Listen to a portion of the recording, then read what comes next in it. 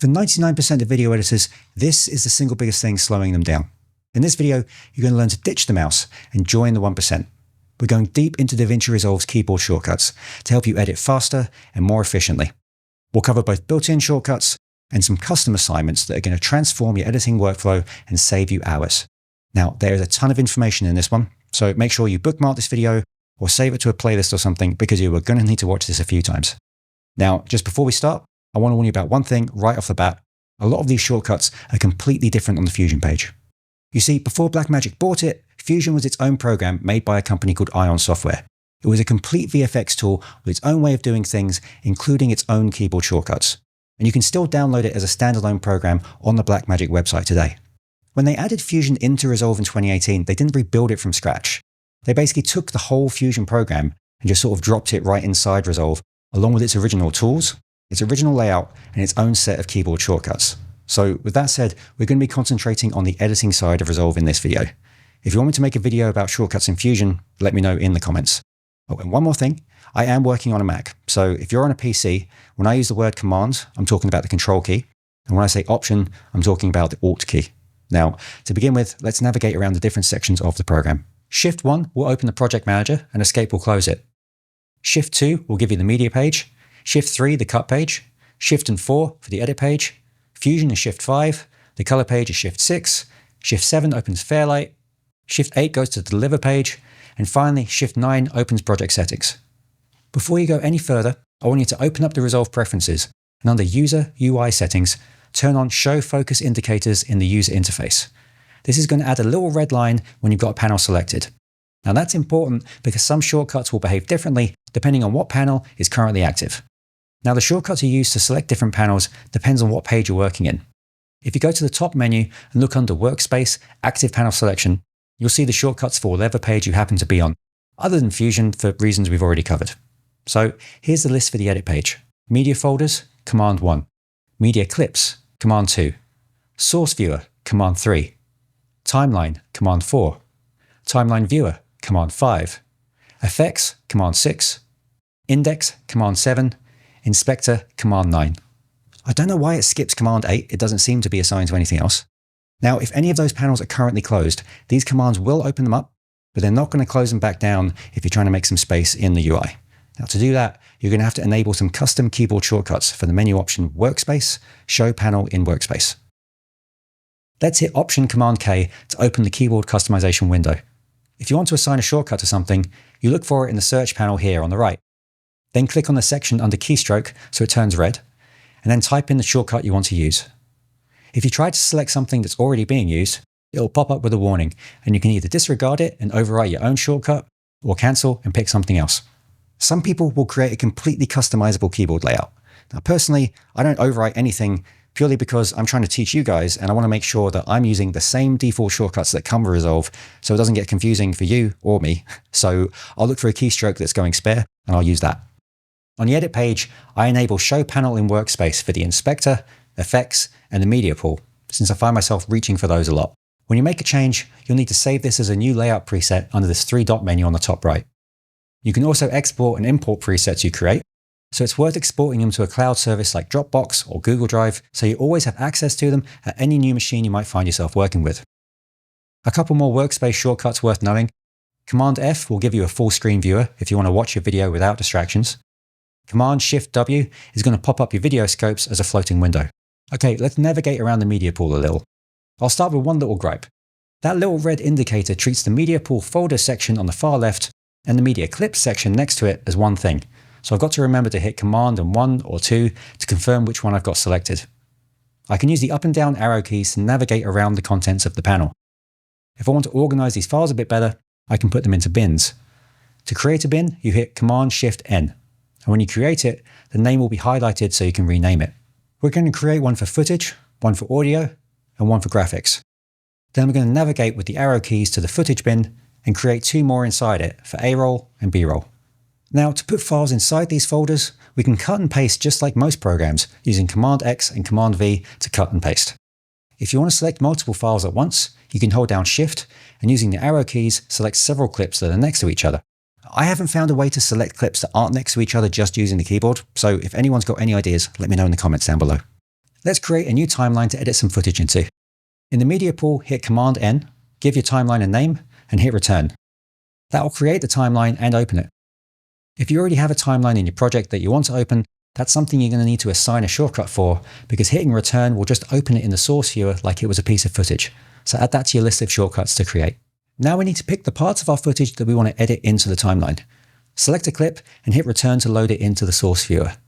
We're going to use the J, K, and L keys to navigate around the clip, and these next few shortcuts will work on the timeline as well as here in the source viewer. J plays backwards, K stops, L will play forwards. Pressing J or L multiple times will speed up your playback, and you can see what speed the footage is playing at by looking for the number here under the viewer. Holding down K while holding J or L will play forwards or backwards in slow motion. Holding K and tapping J or L moves the playhead one frame at a time forwards or backwards. Your spacebar is a play and pause button, and holding Shift and pressing the left and right arrow keys will move you a second forward or backward in time. To select what part of the clip you want to add to your edit, use I to mark an in point, O to mark an out point. Holding Option while pressing I or O will clear out either the in point or the out point. Option and X will clear both. Shift plus I or O will move your playhead to the in point or the out point. There are a few different shortcuts for getting your footage onto the timeline depending on what kind of edit you're trying to make. Now, these will involve the function keys at the top of the keyboard. So if you're on a Mac like me, you're going to have to make sure that they're working correctly. Go to your computer system settings under the Apple menu and scroll down until you find the keyboard section. Then click this keyboard shortcuts button, and under the function keys section, make sure that use as standard function keys is enabled. Now, it's been a long time since I've edited on a PC, so if someone could chime in the comments and let me know if it's a similar issue for Windows, that would be awesome. There's a couple of other things to check while we're here. Under the mission control section, F11 is assigned to show the desktop. Turn that off because we're going to need that in a minute. Also, under accessibility, turn off the zoom controls because we're going to need those as well. Alright, there are 7 different types of edit. Here are all of the shortcuts, and if you understand what they all do, you can skip ahead to this part of the video. But honestly, I think it's worth a quick refresher because there's quite a few you probably won't use that often. The 2 most common ones you're going to use are F9 to insert and F10 to overwrite.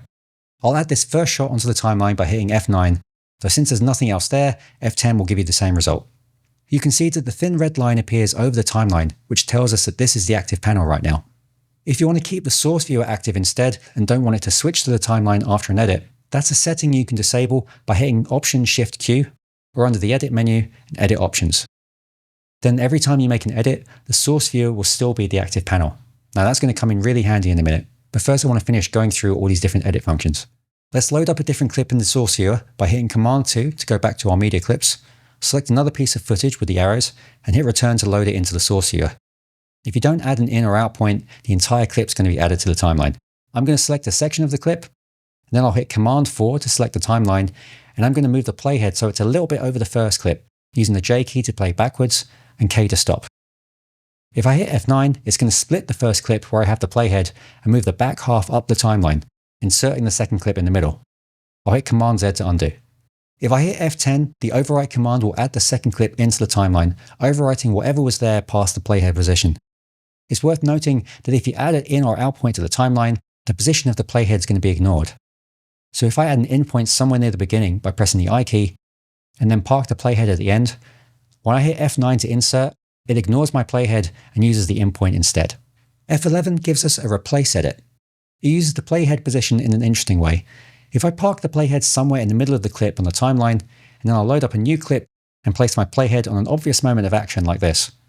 When I hit F11, it placed that moment of action I was parked on where the playhead was on the timeline, and then figures out how much of the clip before and after that point it needs to replace what was there.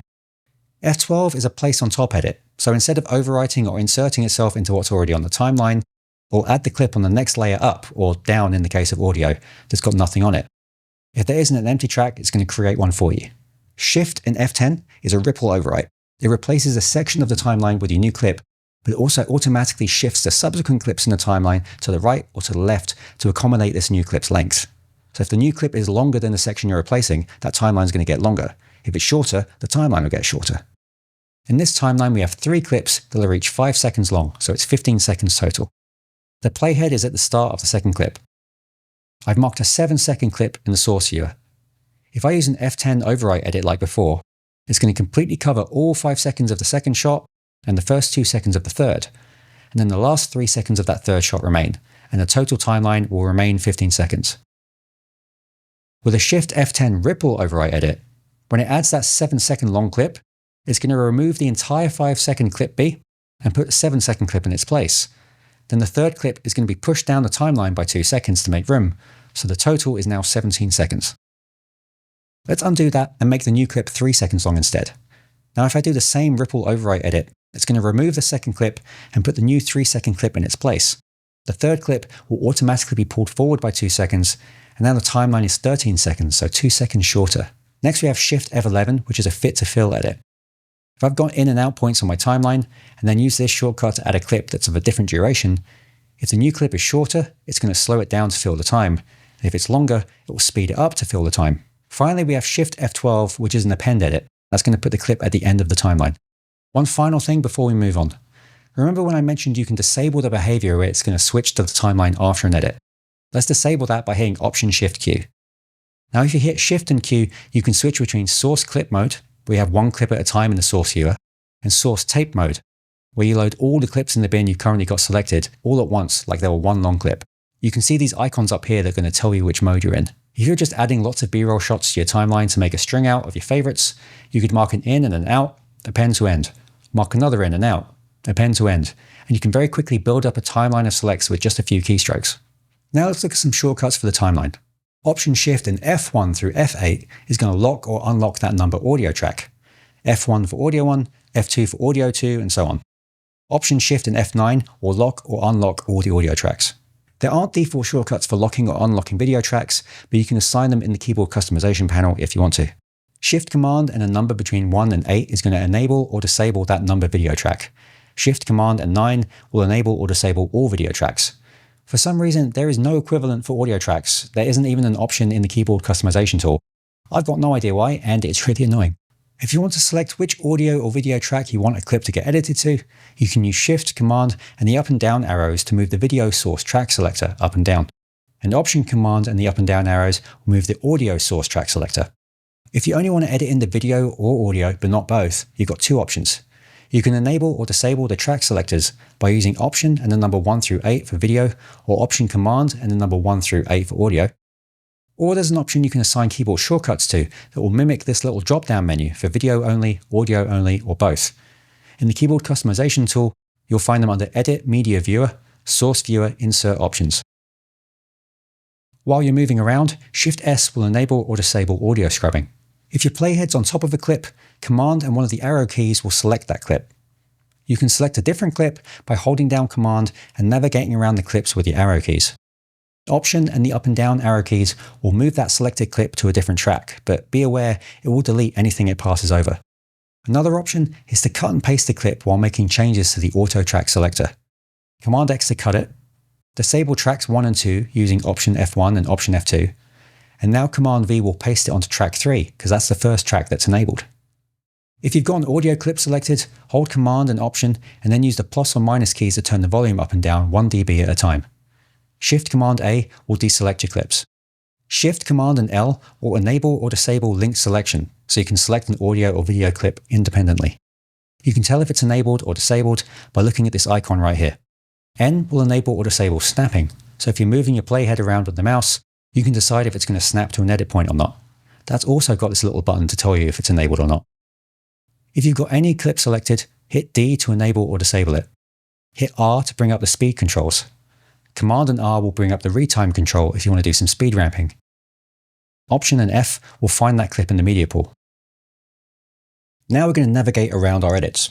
The up and down keys will move the playhead up and down the timeline to the next or previous edit. V selects the edit point nearest to the playhead. You can use the up and down arrow keys to move your selection to another edit point. When you've got an edit selected, the U key cycles the selection between the start of the second clip, the end of the first clip, or both sides. The highlight will make it clear which is selected. The comma and period keys will move or nudge the selection 1 frame to the left or right. Holding Shift while nudging performs a fast nudge, which moves the selection by a larger increment. The default is 5 frames, but that's customizable if you go to Preferences, User, Editing, General Settings, Default Fast Nudge Length. If you've got both sides selected, you'll perform a roll trim, which simultaneously shortens one clip while lengthening the other. The overall duration of the two clips combined will remain the same. There's also an action called a ripple trim. This adjusts the in or out point of a clip, and it will simultaneously move all of the subsequent clips on the timeline to accommodate that change, so it ripples the change through the rest of the edit and prevents gaps. First, enter trim mode by pressing T, then select an incoming or outgoing edit point by pressing V and then U, and use the nudge keys. Two other options you can use in trim mode are slipping and sliding. A slip edit changes the in and out points of a clip within its existing duration on the timeline. The clip's position and the length of the timeline don't change, but the content being shown within that clip does. A slide edit moves a clip earlier or later in the timeline while simultaneously trimming the out point of the preceding clip and the in point of the following clip to fill the space. The duration of the clip being slid around remains the same. Select a clip using Command and the arrow keys, and while in trim mode, you can press S to switch between slip and slide. This icon will change to let you know which mode you're in. Then you can use the nudge keys to move things around as you see fit. So this is the clip slipping, and this is the clip sliding. Press A to go back to the regular selection mode. If you need to make a cut in a clip, don't go reaching for the blade tool. Use some shortcuts instead, which are all based around where the playhead is. Hitting Command and B will blade through all of the clips at the playhead location. If you've got a clip selected, Command B will cut only that selected clip. If you want to cut through some but not all of the clips you've got stacked up, you can disable the auto track selector by hitting Option and F1 through 8 for video track selectors with those numbers, or Option Command and F1 through 8 for audio track selectors with those numbers, and then the blade tool will ignore them. So for instance here, I'll disable video track 2 by hitting Option F2, and then only the clips on tracks 1 and 3 are affected. Shift Command and the left square bracket will ripple edit the clip your playhead is over by trimming the start of the clip to the playhead location and then closing the gap. Shift Command and the right square bracket will ripple edit by trimming the end of the clip to your playhead location and closing the gap. If you want to add a marker to a clip or your timeline, you can hit M on the keyboard. If a clip is selected, it will add it to the clip. Otherwise, it will be added to the timeline. If you hit M again, it's going to open up the marker panel and you can type some information in there using the Tab key to cycle through the different sections. When you're done, just press Return and it will close the window. If you've got multiple markers, you can use Shift and the up and down arrows to navigate between them. If you want to add a transition between two clips, hit V and then use the arrow keys to navigate to the edit point you need to. Press U to cycle to which side of the edit you want to add the transition, and then hit Command T. It will set the default transition for the default duration. You can change the default duration by heading to Preferences, User, Editing, General Settings, and changing the standard transition duration.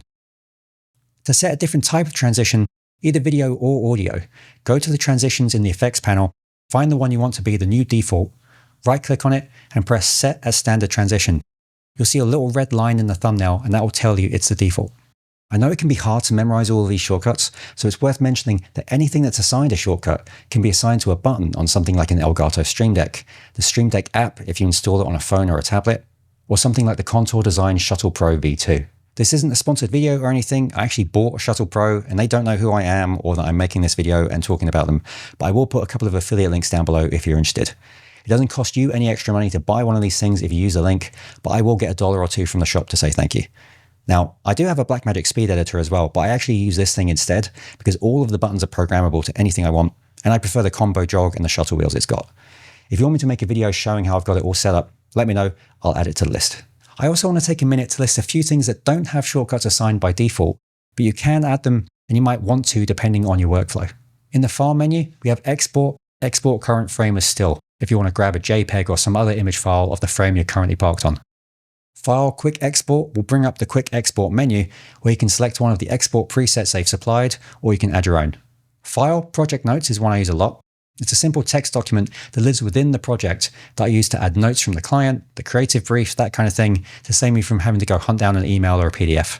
You can't add any formatting, which is annoying, but for simple text, it's a really handy feature.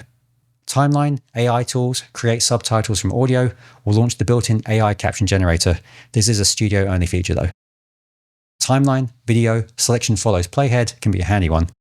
When you've got this enabled, whatever the topmost layer is that your playhead is over will get selected. Under View, you could set up shortcuts to turn on and off rulers and guides instead of clicking the button at the top of the viewer.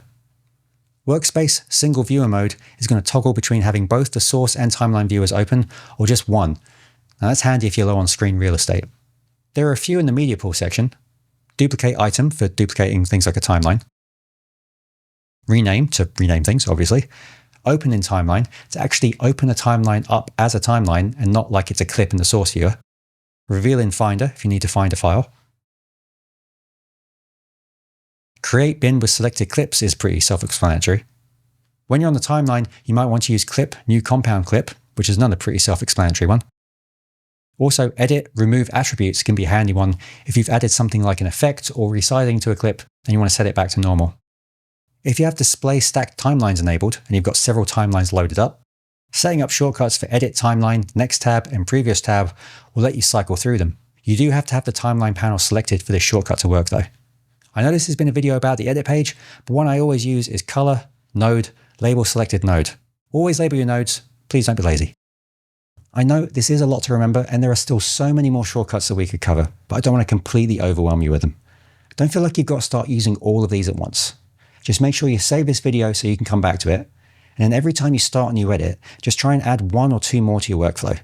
This is going to take practice and building up some muscle memory, but I promise you it's going to be worth it in the long run. If you've gotten value from this lesson, please hit the like button to help other people find it. And don't forget to hit the subscribe button so you don't miss out on more Resolve tips and tricks like these. Thanks so much for watching. I'll see you in the next one.